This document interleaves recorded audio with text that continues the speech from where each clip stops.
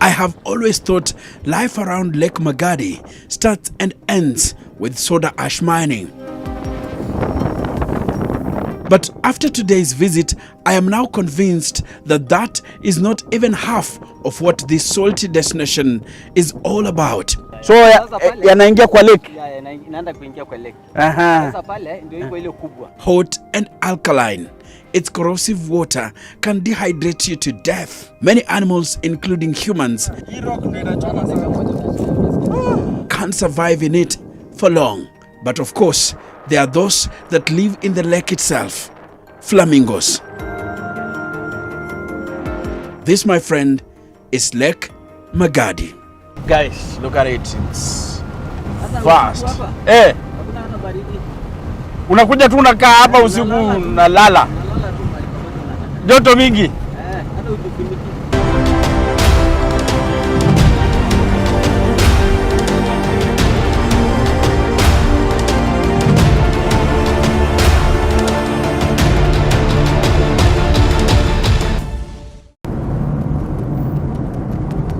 There, the soda ash mining factory in Lake Magadi. After several years of reading and hearing about soda ash mining factory in Lake Magadi, finally I can see it here.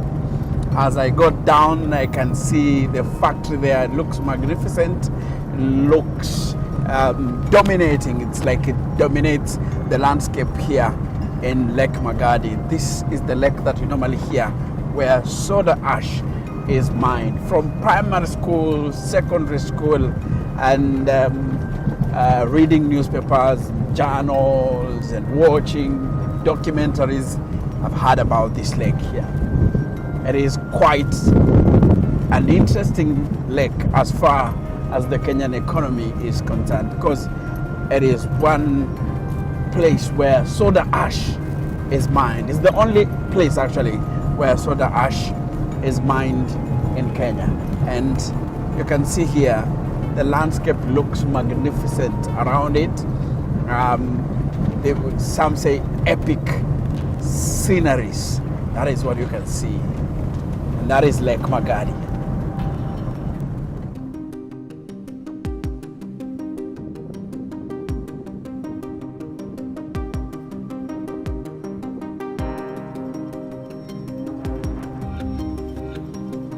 Soda ash is one of Kenya's most important export commodities. Tata Chemical, you see the factories here. But the road to this otherwise marvelous place is simply pathetic. It is narrow and full of potholes. A driver's nightmare. Many prefer using the train Railway crossing when visiting Magadi town. Very beautiful. Look at it. But by driving down to Magadi, I am able to take you along as you savor the ever-changing scenery and landscape. There is a mixture of houses. We have semi-permanent. You can see manyatas. Yeah, this one is a Maasai village. A short documentary on this road will be published soon. Soda ash mining. Lake Magadi is among the few places on earth where trona, a naturally occurring mineral that contains sodium carbonate compounds, can be found at the surface. It occupies a trough in the Great Rift Valley of East Africa. Rainfall in and around Rift Valley drains underground and is heated geothermally. The hot water dissolves chemical compounds of sodium that occur in the underground rock strata. This one is you see here, it's a spring. And the solution comes to the surface in the form of hot, mildy, alkaline springs, which can be found all around the edge of the lake.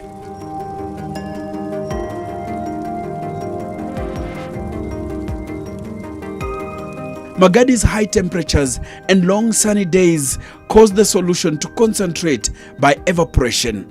This eventually gives rise to more trona.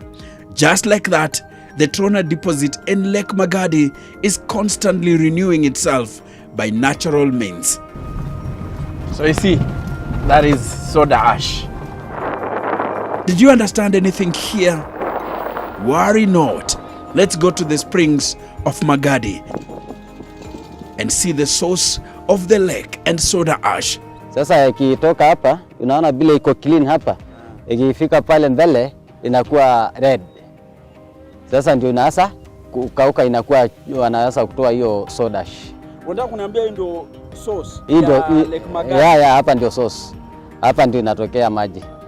Ya. Lake Magadi haina mto ama? Hakuna mto, ni hii tu, hii spring ndio inapeleka Lake Magadi maji. It's a long drive through the town and the grasslands. This drive makes me realize that Lake Magadi is stuck in the middle of a stunning, albeit scorching wilderness. We have no guide, physical or Google map to direct us. The mobile phone network here is too weak.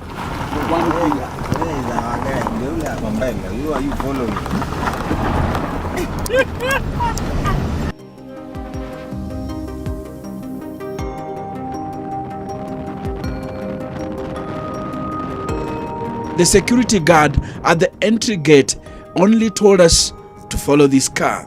I later came to know this was Eric Itui from Matasia. Unlike us who are here to learn about the hot springs phenomena and where soda ash comes from, he had come all the way for a warm dive. The vast area belongs to Tata Chemicals, Magadi. This is Lake Magadi. As you can see there, those are flamingos. And far there, that is Tata Chemicals, the company that mines soda ash. It is Africa's largest soda ash manufacturer and the second largest producer of soda ash in the world. It owns more than 220,000 hectares, and the resourceful Lake Magadi is in the heart of this chunk of land. The township you see here is actually an island inside the salty lake, and it is accessed by road and rail via causeways. This one is a town. You can see they have a town here. So this one is this town is made up of mostly employees of Tata Chemicals. You see Duka Hill Road, and they have named the streets. There is Shompole Road. Shompole Road. And they have signs, stopover signs, crossings, zebra crossings here, for example. There is Hospital Road, so they have a hospital in here. You can see Magadi Hospital. There is Magadi Hospital, there is a VCT center there. So this is a town. How are you?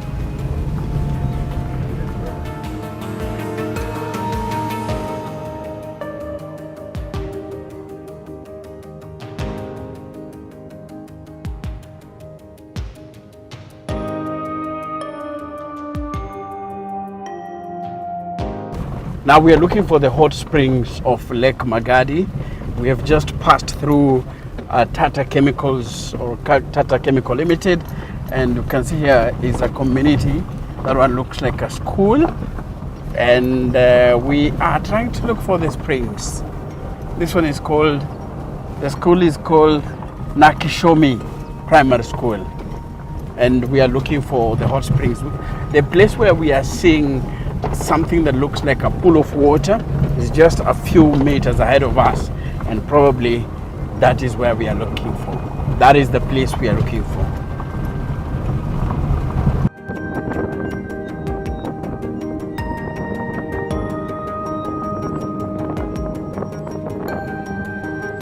So now this lake is actually confusing me now. because it's like we've gone round and round the lake, so we get several patches of the lake. Like now you see this one here, and it's awesome. But this place is very hot. I don't know if I'm the only one feeling it. This is the southernmost lake in the Kenyan Rift Valley. It is 32 kilometers long and 3 kilometers wide. It is the most mineral rich of the soda lakes. It occupies the lowest level of the vast rift trough, and its bed consists almost entirely of solid or semi-solid soda. It acts as a sink for seasonal streams.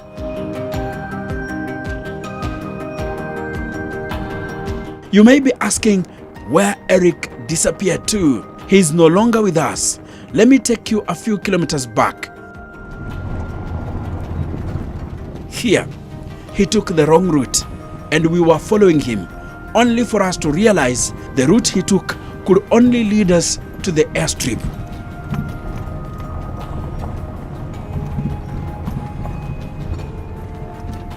So we reversed and took the correct turn. Remember, up to this point, we do not know Eric, and so we don't have his telephone number to alert him. Ero, Yes. hot springs ni hivi? Ni hivi. Lakini njia ni mingi za kuconfuse. The views here are breathtaking, especially in the evening. Well, the search for the hot springs has been quite a journey. We have moved around the lake. We are not yet there, but I'm seeing someone. Looks like a Maasai guy. Hello. Suba. Iko namna gani? Iko salama kabisa. Wewe inaitwa nani? Mimi naitwa David Olentiti. Sasa mimi naitwa Sikolia Enoch. Yeah. Natafuta hii hot spring. Nimezunguka. Yeah. Ni mbali sana bwana. Oh, hot spring ni hapa. Hapa ndio junction. Hii inaenda Shompole. Inaenda Hii Shompole. barabara inaenda Shompole. Oho. Ndio inaenda hot spring. Hapa ni mbali gani? Hapa iko karibu kutoka hapa mpaka hot spring ni 2 kilometers. So naweza enda? Yeah, unaweza. Nataka kuona hiyo kitu kabisa. Iko karibu. Ni swimming pool. Utaogelea. Naweza ogelea? Yeah. Haya basi twende na wewe basi utupeleke bana. Nimepotea sana. Ingia twende. Haya. Ingilia hapo. Karibu sana. Asante. Atu umeniambia unaitwa nani? David Olentiti. David Olentiti.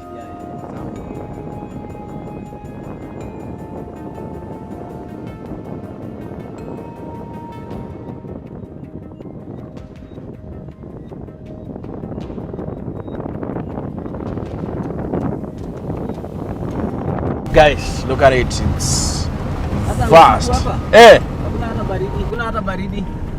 Unakuja tu unakaa hapa Unalala tu. Unalala tu mahali popote unataka. Joto mingi.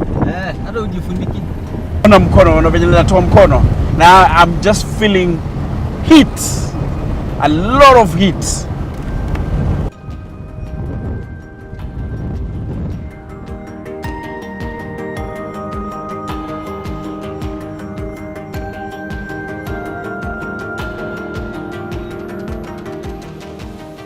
Hii yote ni soda ash hivi tu ya white. Naona imebaki pale.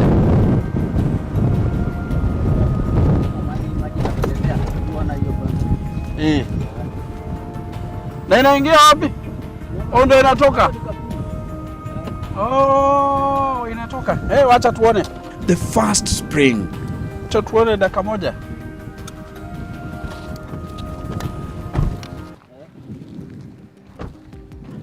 Sasa maji moto, hii ni moto? Hii maji ni moto. Naona inatoka. Yeah. Hii maji ni moto. Ni 40 degrees.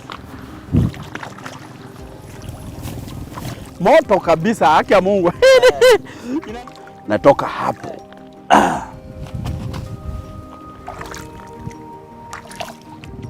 So I hear this one is 40 degrees Celsius. That is how hot it is. It's very warm. Is it warm or hot? Ni spring. So yanaingia kwa lake. Inaenda kuingia kwa lake. Aha. Sasa pale ndio iko ile kubwa. Ile gani ile iko pale. mahali kuna Mahali kuna flamingo. Yeah. Sasa flamingo wanapenda kwani maji moto ama wamekuja Wanakula hii algae. Oh, hiyo green, hii green. Hii ndio chakula yake. Aha. Flamingos tend to live in inhospitable, relatively remote wetlands. Lake so alkaline in pH, it could burn human flesh off the bones. Within this water, however, is an untapped resource of food like crustaceans, cyanobacteria, and diatom algae. All this can be dangerous to many other animals as they contain toxic chemicals called carotenoids. So how are flamingos able to eat these foods without falling seriously ill? Thanks to their specialized metabolism, the birds are able to process these harmful chemicals in their liver, breaking them down into functional components and pigments. It's these pigments that eventually stain a flamingo's feathers. And that is not all. Their skin, mucous membranes, egg yolks, and even fat are stained pink and similar colors like pink. That is why flamingos appear pink in color. At birth, flamingos are usually white in color.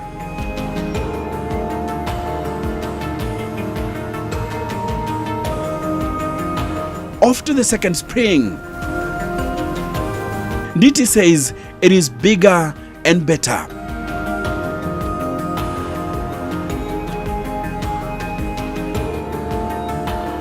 Since we want to see the springs at close range, we have to remove shoes. It is at this moment that I realized how scorching hot this place was. Kuja pande hii. Unakuanga na joto hivi?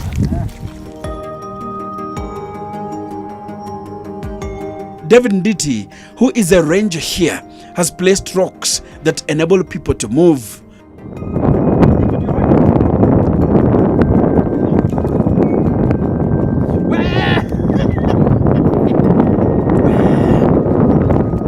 Otherwise, the algae in the water is too sticky and slippery.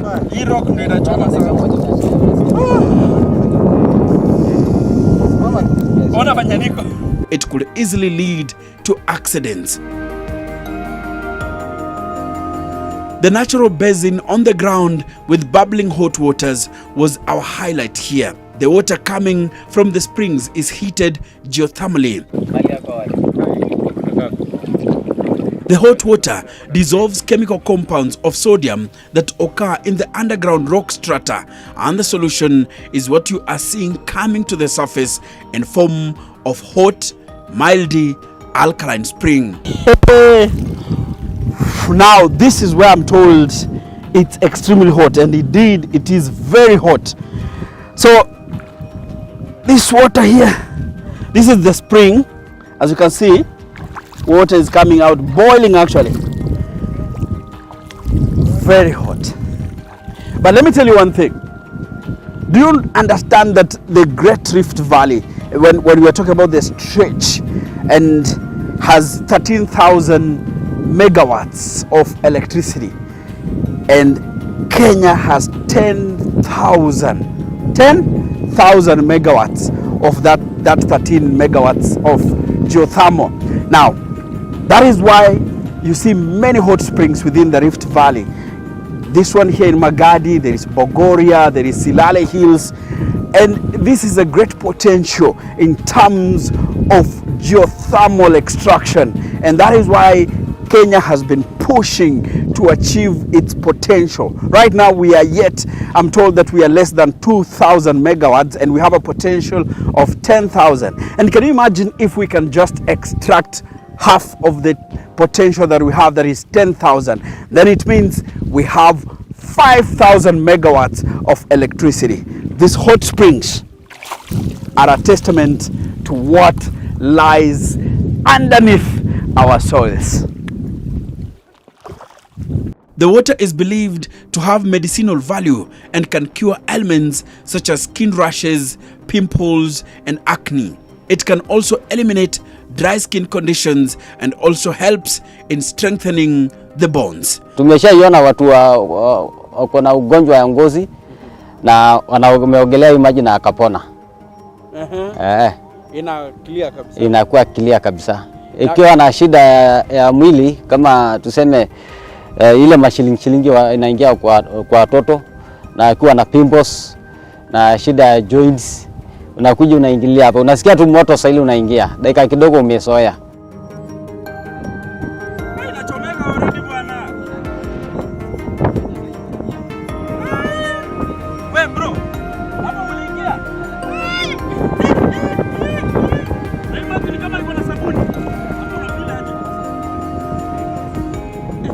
A hot water massage wasn't a bad idea for me and Eric, who finally found his way to the springs.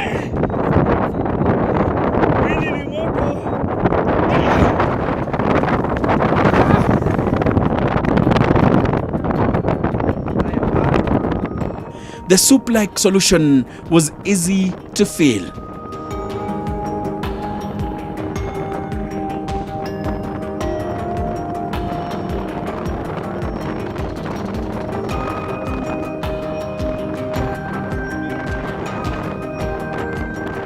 But this water is so alkaline that it can dehydrate any living thing to the point of death. So having a long warm bath is not advisable. Ask Eric. He stayed in the natural pool for quite a while and his body was on the receiving end.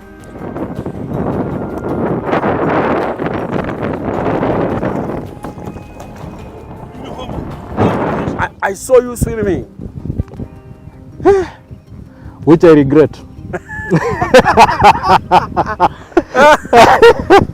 It was very hot. That thing was hot. I think I did a knockout on my, let's say my blood was not working optimally. You had to sit down. I had to sit down, drink a lot of water for us to do this interview. but when you were going in, when you were in that water, how was the feeling? Because you stayed there for a long time. It must have been some kind of therapeutic or whatever. Yes, feeling. it was therapeutic. I'm waiting to see if the outcome will be what Nditi has said about. Yes. I'm still looking at you to confirm it's true or not. So 1 week from now I'll call you. If it's true, come back. I'll come back. But the feeling was... It was phenomenal. Before going into the pool, it is advisable to drink a lot of water. Once inside the lake and heated by Magadi's high temperatures and long sunny days, the solution becomes concentrated by evaporation, eventually giving rise to more trona. That is how the trona deposit in Lake Magadi is constantly renewing itself by natural means. Inaenda mpaka huko kwa factory. Sasa ikitoka hapa, unaona bila iko clean hapa, ikifika pale mbele inakuwa red. Sasa ndio inaanza kukauka, inakuwa wanaanza kutoa hiyo soda ash. Unataka kuniambia hii ndio source ya Lake Magadi? Hapa ndio source. Hapa ndio inatokea maji. Lake Magadi haina mto ama? Hakuna mto, ni hii tu, hii spring ndio inapeleka Lake Magadi maji. I feel it's not yet marketed.